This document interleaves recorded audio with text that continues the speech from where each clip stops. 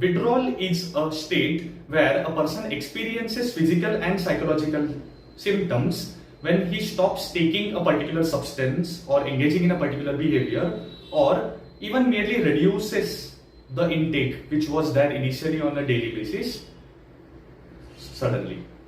So to give an example, what basically happens is that when your brain is used to performing a particular behavior or used to taking a particular substance of abuse on a daily basis for a very long period of time, suddenly when the brain doesn't get that particular feeling, the person experiences a lot of physical and mental symptoms.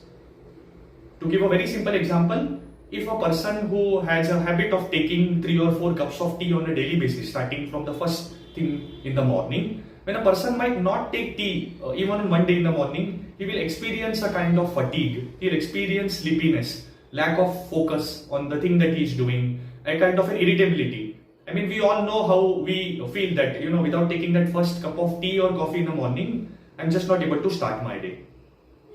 That's exactly something that becomes very much amplified when a person is addicted to a particular substance.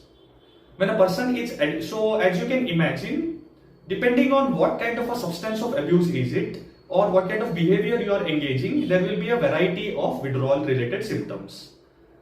Sometimes they can be of milder forms, sometimes they can be severe and life threatening. For example, when a person who has been taking alcohol and is addicted to the same, after being taking it for months and months or years together and suddenly stops taking alcohol, he will experience a lot of physical symptoms in the form of kind of restlessness, anxiety, palpitations. His blood pressure and heart rate shoots up. He feels extremely anxious. He's not able to sleep. He gets a lot of nightmares.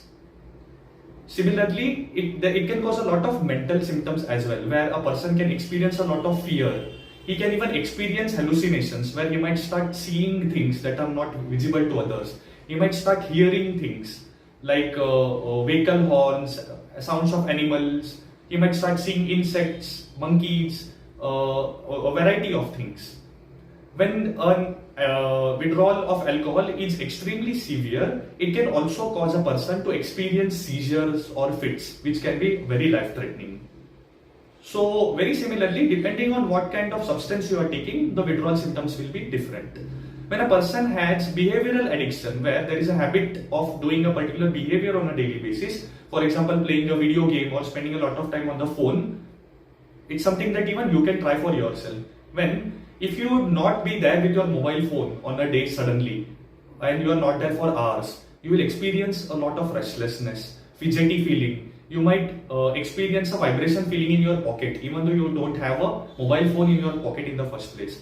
You might experience a lack of concentration when you are working or when you are studying. You might have a constant kind of a restlessness and an urge to just look for your mobile phone, grab it and start doing something, even though it might not be something constructive.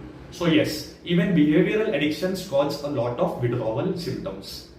Milder kind of withdrawal symptoms generally can be self-limiting and come under control within a few days of stopping a substance. However, more severe ones can take much longer.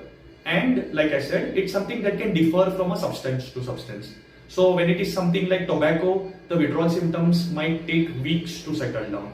When it is something of a milder form, for example, addiction related to a particular behavior, that might take probably a lesser number of days.